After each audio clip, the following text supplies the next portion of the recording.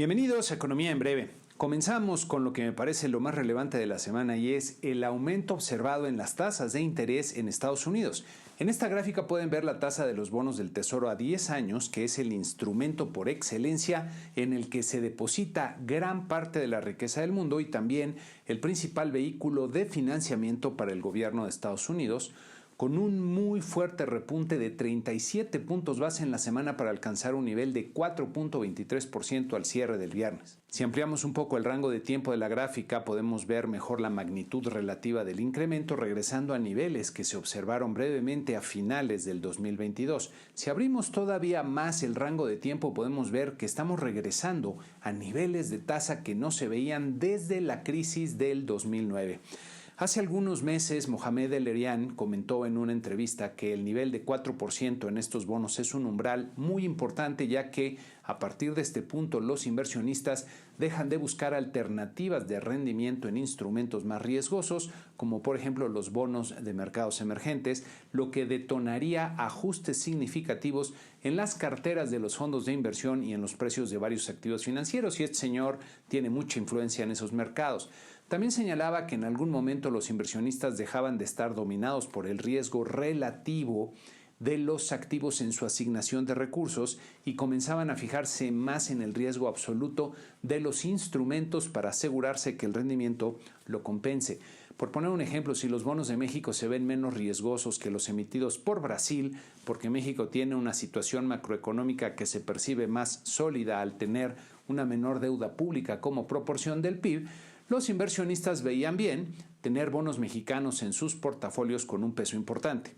Ahora, en este nuevo mundo de tasas de interés más altas, los inversionistas van a ver si el rendimiento que pagan los bonos mexicanos es adecuado para el riesgo propio de México, sin importar tanto lo que pasa con Brasil. Eso es lo que decía este señor.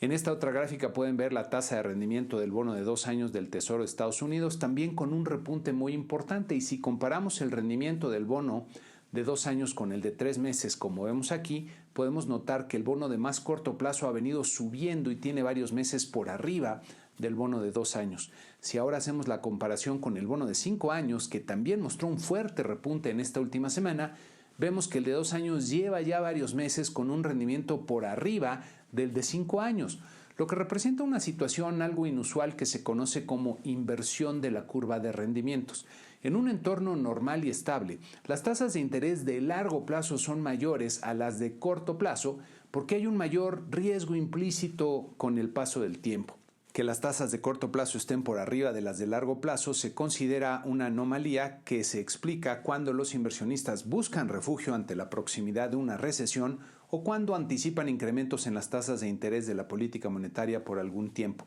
Las consecuencias de estos repuntes es que las tasas de interés ya están alcanzando niveles con los que empiezan a morder con más fuerza, comenzando por el propio gobierno de Estados Unidos, pero también a corporativos, empresas y gobiernos de otros países, lo que aumenta la probabilidad de frenar la actividad económica y llevar a una recesión y a volatilidad en los mercados. En esta otra gráfica podemos ver que la tasa de interés del bono M mexicano a 10 años también repuntó de forma importante durante la semana, reaccionando a este cambio en las condiciones financieras globales. Los mercados accionarios tuvieron una mala semana en lo general, como vemos en nuestro cuadro de rendimientos semanales, con nuestro promedio de 10 índices bajando 1.8%. Nuestra bolsa de valores se movió a contracorriente para registrar una ganancia de 0.7% mensual y terminar en los 53.904 puntos. Nuestro tipo de cambio registró movimientos todavía en un rango acotado, perdiendo un poco de terreno para terminar la semana en 17.15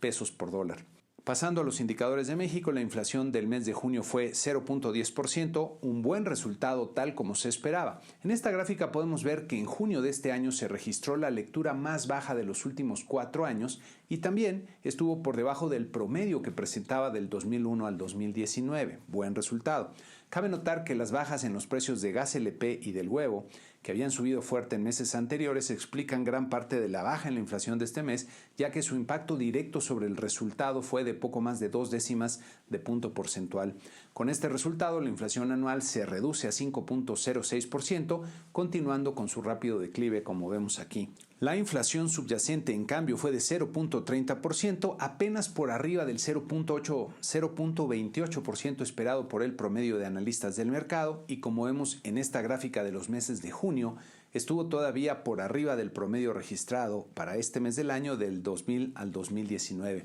A tasa anual, la inflación subyacente continuó descendiendo para alcanzar 6.89%, que desde luego sigue siendo un nivel demasiado elevado. En sus principales componentes, las mercancías van bajando, pero siguen en un elevado nivel de 8.26%, mientras que los servicios están bajando de forma lenta, quedando en 5.25% anual. La inflación de la canasta de consumo mínimo descendió a 4.95% anual, como vemos aquí. Los precios de los alimentos en la parte subyacente, por su parte, siguieron descendiendo, pero siguen a doble dígito, como vemos en esta gráfica.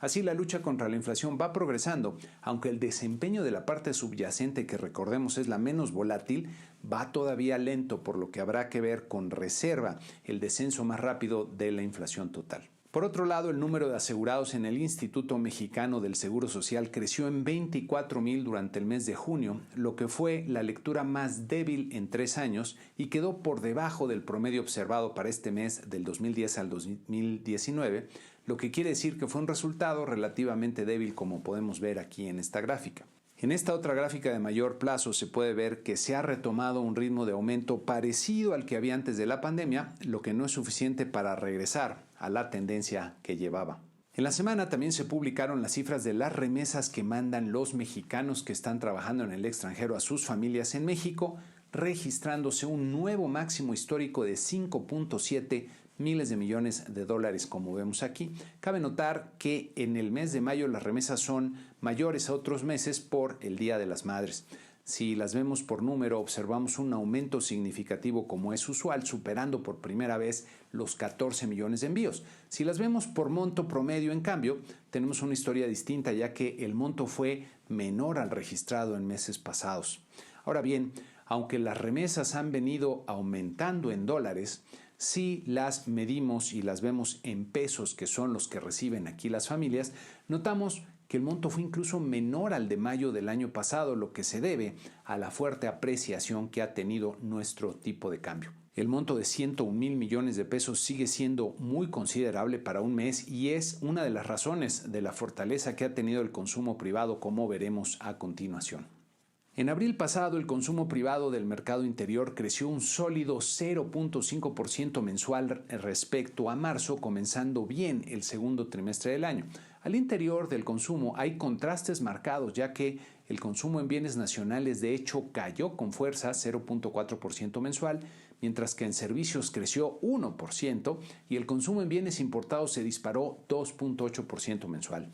En esta gráfica puede verse que el consumo privado va creciendo a buen ritmo y se va acercando a la tendencia que tenía antes de la pandemia. Y en esta otra gráfica puede verse cómo se ha acelerado el consumo de bienes importados en los últimos meses, lo que refleja la sobrevaluación que ya se observa en el tipo de cambio, que ya comentamos hace un par de programas, y que abarata las importaciones. Si vemos el consumo en servicios, podemos apreciar un cambio también en su velocidad de expansión, siendo ahora mucho mayor, como vemos aquí.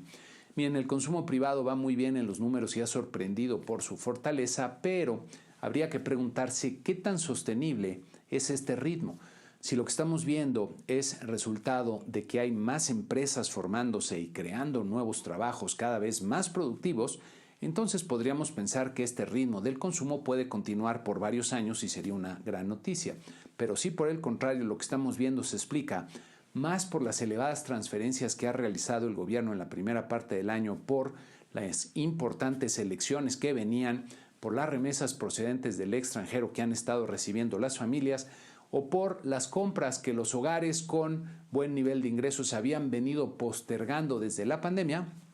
entonces este ritmo que estamos viendo sería insostenible y podríamos ver ajustes en el consumo en la segunda parte del año o en el 2024. Algo que me llama la atención en las cifras de actividad económica vinculados con esto es que se observan repuntes muy fuertes y diría inusuales en algunos sectores justamente relacionados con el consumo, como pueden ver aquí en comercio al por menor, transporte y sobre todo servicios de esparcimiento. Para ponerlo en términos más llanos, con el ejemplo del gallinero que explicaba en alguna ocasión en otro programa,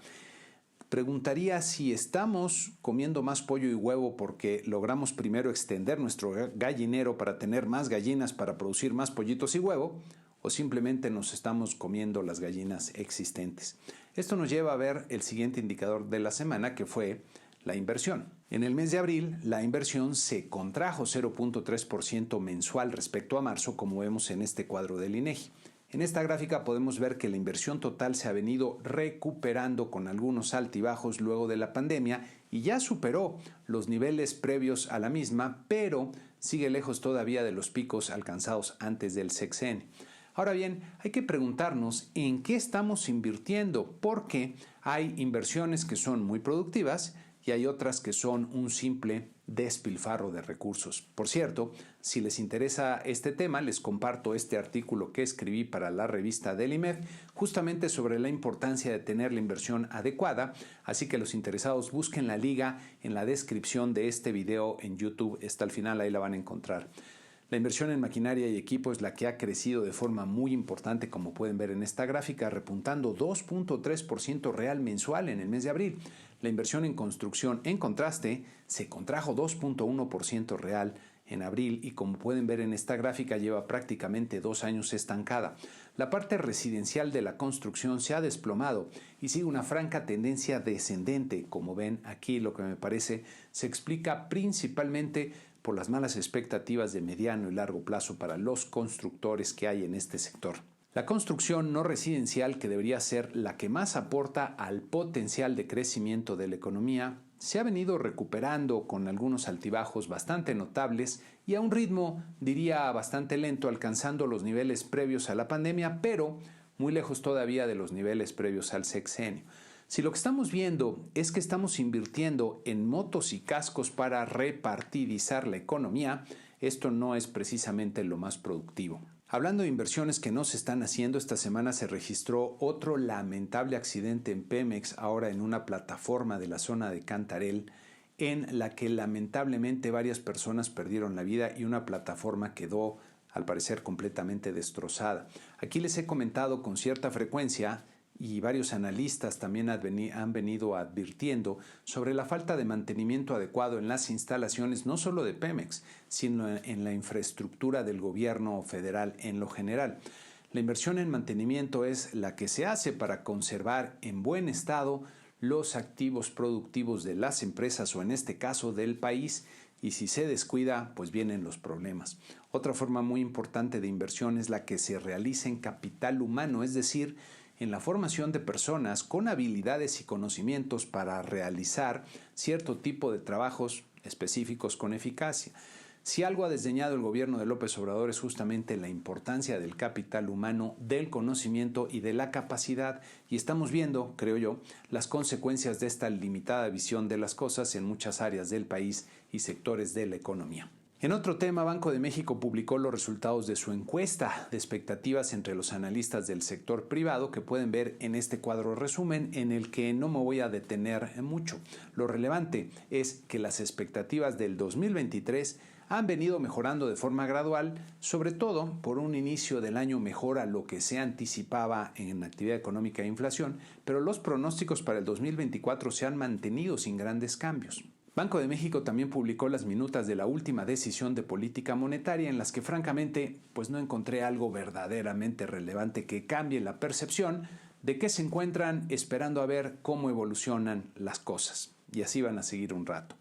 Por cierto, si el programa te parece útil, dale like y suscríbete a nuestro servicio en nuestra página web www.economiaenbreve.com. Incluso te propongo un reto amistoso de que mandes un correo a nuestra dirección de contacto @economiaenbreve.com si logras encontrar otro servicio de análisis económico con alguien con la experiencia, trayectoria e independencia de tu servidor amigo y con la profundidad de análisis y contenido del programa y con el estilo dinámico, visual y ameno que tiene Economía en Breve. Si lo encuentras, mándame un correo para verlo.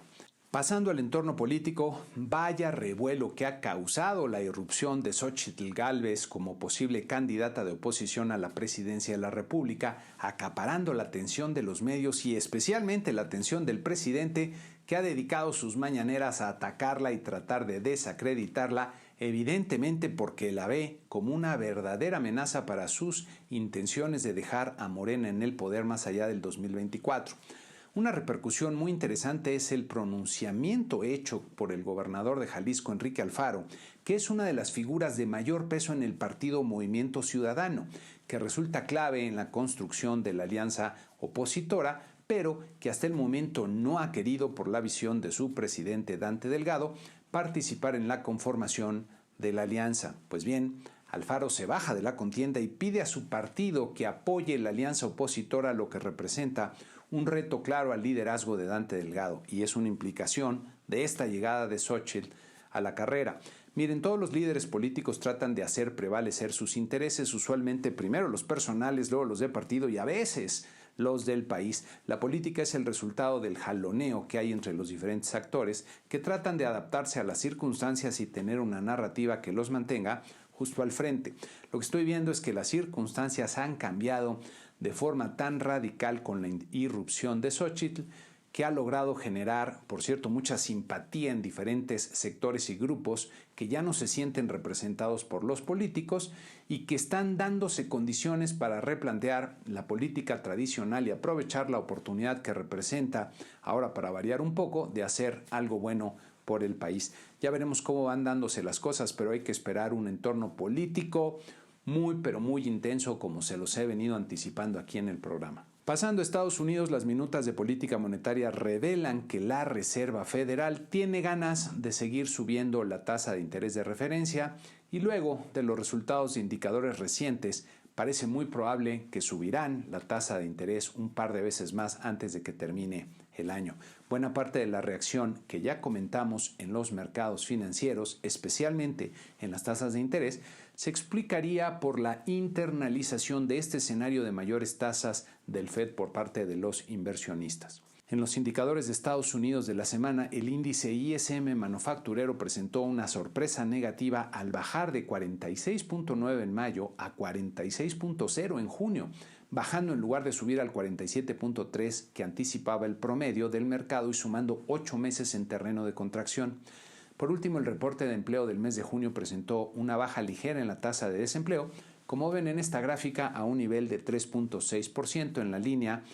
en línea con lo que se anticipaba. La creación de empleos no agrícolas también estuvo acorde a lo previsto, con un aumento de 209,000 puestos de trabajo en junio, que sigue siendo un ritmo muy aceptable, pero como ven en la gráfica, menor al de meses anteriores. La mala noticia vino en las remuneraciones medias por hora, que aumentaron 0.4% cuando se anticipaba 0.3%, sumando 3 meses con aumentos bastante por arriba de este nivel. A tasa anual presentó un nivel de 4.4% que sigue siendo elevado y que está dejando de bajar. Esto representa señales de presión por el lado de los salarios y me parece termina de inclinar la balanza para un nuevo incremento en la tasa de interés de la Reserva Federal en su siguiente decisión. La semana que inicia estará tranquila en términos de actividad económica, como podemos ver aquí en nuestra lámina tradicional, destacando en México las ventas que van a reportar nuestros amigos de la ANTAD del mes de junio y las cifras de producción industrial del mes de mayo. En Estados Unidos tendremos las cifras de inflación al consumidor y al productor